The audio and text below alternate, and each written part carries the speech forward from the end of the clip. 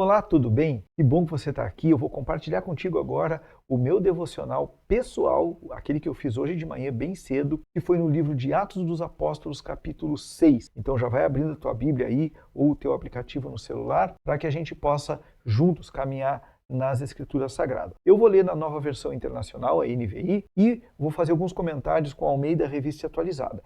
Se você não entende bem o que é isso, NVI, Almeida Revista Atualizada, isso são versões da Bíblia, tá? A Bíblia ela é uma só, porém ela foi traduzida por várias pessoas e ela foi traduzida para várias pessoas. Então, cada uma delas tem uma característica, mas toda ela é a mesma palavra e você pode confiar nisso porque Deus, ele vela, ele protege, ele preserva a sua palavra para que ela chegue até você, abençoe o seu coração, dizendo aquilo que Deus quer falar para você. Então vamos lá. Em primeiro lugar, contextualizando, né? O que tinha acontecido? Jesus veio, pregou o evangelho, curou enfermos, expulsou demônios, ressuscitou mortos, foi traído, foi crucificado, ressuscitou e subiu aos céus. Só que quando ele subiu aos céus, ele deixou uma ordem para os discípulos. Ele disse assim, ó, fiquem em Jerusalém até que vocês sejam revestidos do poder do Espírito Santo. Aconteceu isso numa festa que existia lá, acredito que existe ainda em Jerusalém, chamada Festa do Pentecoste, e nessa festa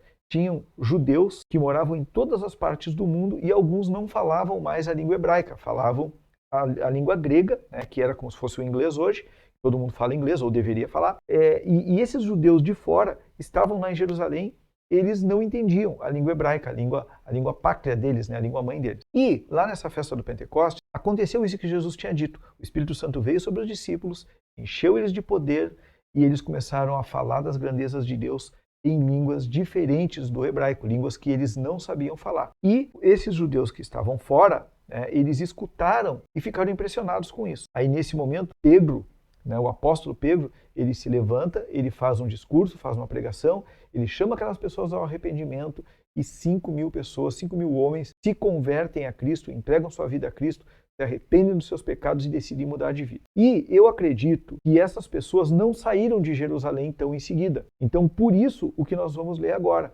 Alguns dias depois, Pedro e João estavam dando um rolê lá por Jerusalém, foram no templo e tal, e estavam de novo pregando. E mais 3.000 pessoas se converteram. Então, era muita gente que tinha nessa igreja. Só que assim, não vamos imaginar a igreja como a gente vê hoje, que é uma comunidade, que tem um templo, que tem uma sede. Não, eles estavam espalhados pela cidade. Mas eles se reuniam para quê? Para aprender a palavra de Deus e também, lá no início de Atos dos Apóstolos, fala que eles tinham tudo em comum. E ninguém passava necessidade alguma, porque quem tinha mais dinheiro ajudava quem tinha menos, né? E quem tinha menos sabia que ia ser ajudado. E assim a igreja ia crescendo. Então, esse era o contexto. No verso 6, no capítulo 6, versículo 1 diz assim, naqueles dias, crescendo o número de discípulos, os judeus de fala grega, esses que eu falei que eram de fora, né? Os judeus de fala grega entre eles queixaram-se dos judeus de fala hebraica, porque suas viúvas estavam sendo esquecidas na distribuição diária de alimento. Por isso, os 12, os apóstolos, né, reuniram todos os discípulos e disseram, não é certo negligenciarmos o ministério da palavra de Deus a fim de servir às mesas. Verso 3. Irmãos, escolham entre vocês 7 homens de bom testemunho, cheios do espírito de sabedoria. Passaremos a eles essa tarefa e nos dedicaremos à oração e ao ministério da palavra. Verso 5. Tal proposta agradou a todos. E então escolheram, e aqui fala o nome das pessoas que eles escolheram, levaram essas pessoas até os discípulos oraram, mais uma vez a oração, impuseram as mãos sobre eles e eles começaram a trabalhar. E assim a palavra de Deus ia crescendo, a igreja ia crescendo. Então vamos lá. Primeira coisa que eu pergunto para o texto. Há uma ordem a ser obedecida? Tem um mandamento nesse texto? E eu creio que tem, que é reconhecer a importância da palavra de Deus, a importância do ensino da palavra de Deus e a importância da oração.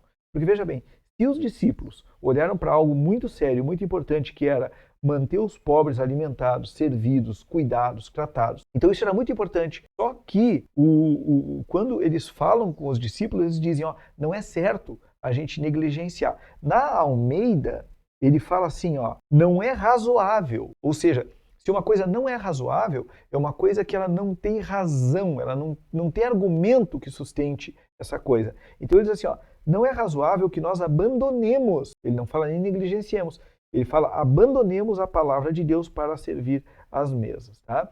Então, eu entendo que a primeira ordem que tem aqui é, Rogério, ou você que está me assistindo, reconheça a importância da oração e do ensino da palavra de Deus. Segunda pergunta que eu faço é: há um pecado a ser evitado? Existe alguma coisa que eu posso fazer que, segundo esse texto, é pecado, vai ofender a Deus e vai me afastar de Deus, vai me separar de Deus? Sim, há um pecado. E aqui eu quero salientar o seguinte: tem um pecado aqui que é um pecado da liderança e tem um pecado aqui que é um pecado dos discípulos, tá? Vamos separar assim, ó, quem é a liderança? A liderança nós vamos considerar aquelas pessoas que estão incumbidas de conduzir a igreja, seja no ensino, seja na obra social, né? Aqui eu estou falando dos dias de hoje. Então a liderança são aquelas pessoas que fazem a coisa acontecer e principalmente nós temos os pastores e mestres, né? São aqueles que ensinam a palavra. Então, o pecado por parte da liderança da igreja, e aí se você faz parte de uma igreja, eu quero chamar a atenção disso para você, é abandonar a palavra de Deus e a oração, deixar de ter o seu momento de comunhão profunda com Deus para poder transmitir depois a palavra de Deus ao povo, para fazer coisas que outros podem fazer. E veja bem, às vezes são coisas importantes. Então, se você é líder de uma igreja e está me assistindo, pense aí como é que está a sua caminhada, porque hoje em dia a gente faz muita coisa. Eu faço muita coisa.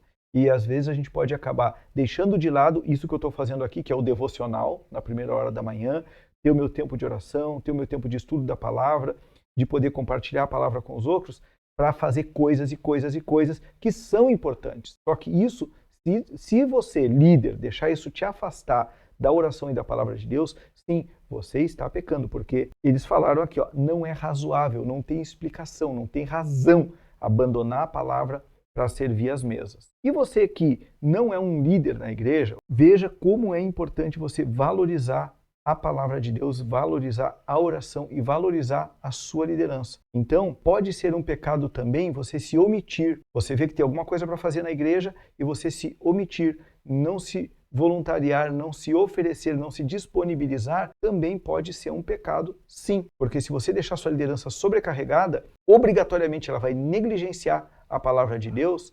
Então, ó, eu vou afirmar, é pecado sim. Se você sabe que tem coisa para fazer, se você sabe que pode ajudar e não se voluntaria, você está em pecado. Arrependa-se, procure sua liderança e se ofereça para servir na igreja. Porque depois você não vai poder se queixar. Ah, eu não sou bem alimentado aqui nessa igreja. Claro, por que você não é bem alimentado?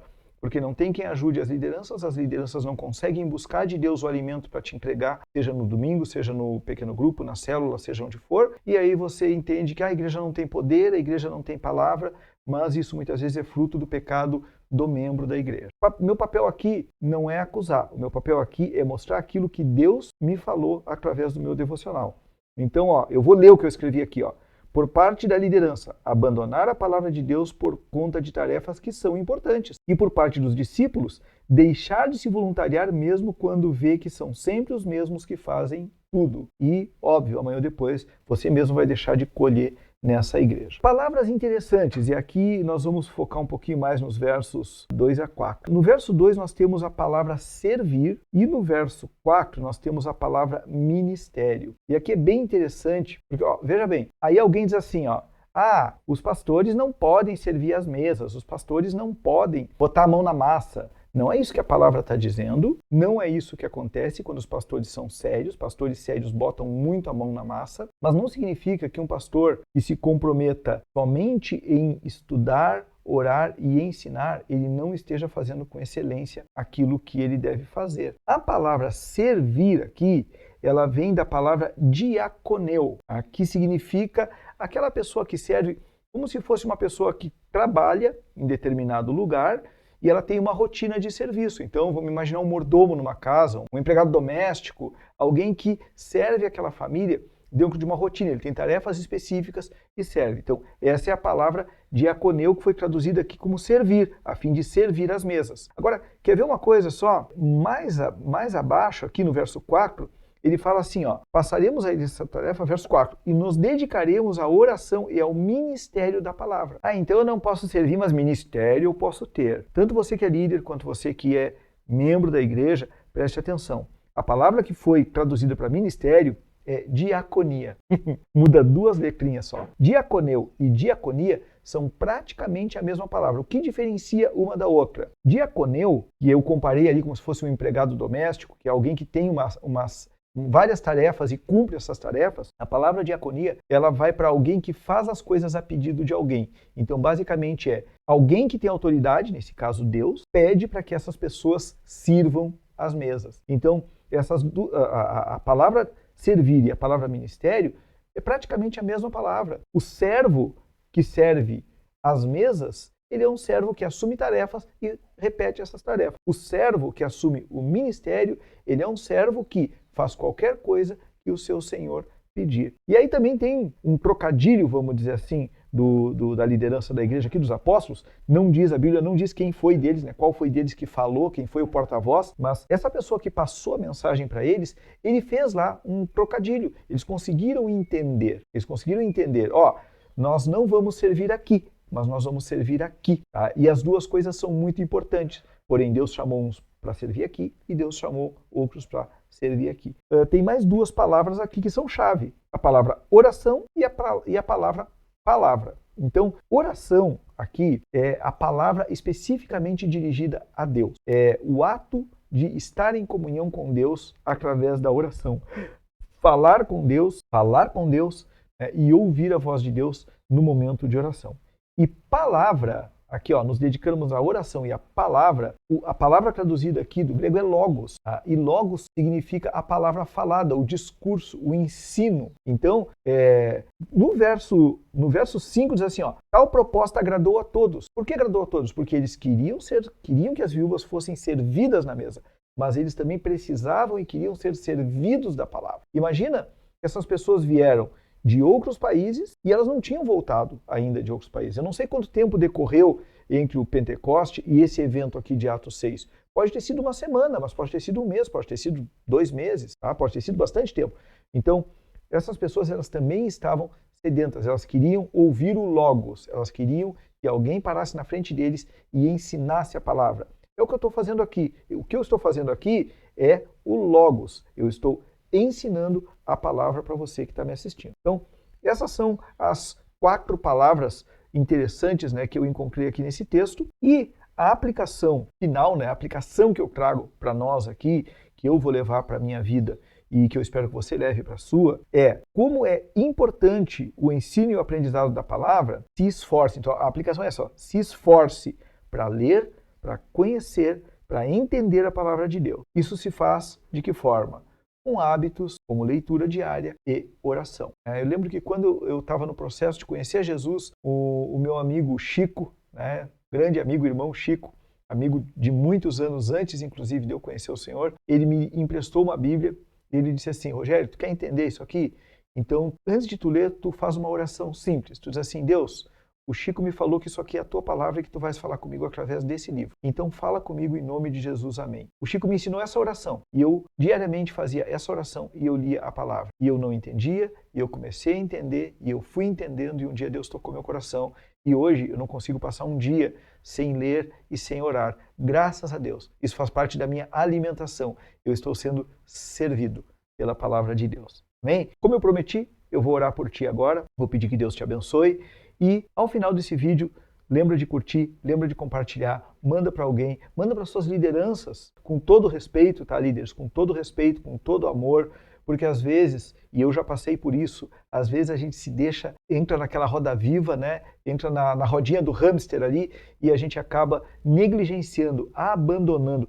Outra palavra que eu não anotei aqui, mas que ela é forte pra caramba, é a palavra abandonar. Deixa eu ver aqui, Cadê aqui, Só um pouquinho, gente, só um pouquinho. Aqui, Então os 12 convocaram, aqui eu tô lendo na Almeida, convocaram a comunidade dos discípulos, tá? A palavra comunidade aqui é multidão, e disseram, não é razoável que nós abandonemos a palavra de Deus. Esse abandonar aqui, olha só, deixar para trás a fim de que morra. Imagina uma pessoa doente, vamos pensar lá naquele episódio, né, do bom samaritano, né, que Jesus contou aquela história, aquela parábola lá. Imagina as pessoas, aqueles religiosos que passaram ali, olharam para aquele homem ferido, machucado, espancado e viraram as costas e seguiram caminhando, deixando ele para morrer.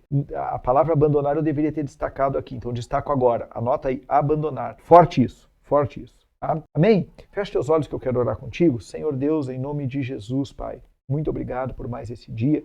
E muito obrigado, Senhor, porque essa pessoa acabou de assistir esse vídeo. Obrigado, Senhor, porque esse homem ou essa mulher assistiram esse vídeo até o fim. E Deus, eu creio que tu podes abençoar essa pessoa. E eu te peço, em nome de Jesus, tu conheces, Senhor, cada luta, tu conheces cada dificuldade, tu conheces cada desafio. Eu te peço que nessa hora tu estendas a tua mão sobre essa pessoa, Pai. Não importa, Deus, se ela está assistindo esse vídeo hoje no dia do lançamento, ou se já fazem 10 anos que esse vídeo foi lançado. Tu és o mesmo Deus. Em ti não há mudança nem sombra de variação. E tu és o Deus eterno. Para ti não existe, Senhor, dificuldade. O próprio Jesus disse, para Deus não há impossível. Então, Senhor, que essa pessoa que está recebendo essa oração receba a tua presença, sinta a tua presença, receba a tua bênção e que tu te reveles a ela como o Deus que provê, como o Deus que sustenta, como o Deus que ensina e, acima de tudo, como o Deus que salva, em nome de Jesus Cristo. Amém. Muito obrigado por ter ficado até o final. Por favor, curte, compartilha, te inscreve.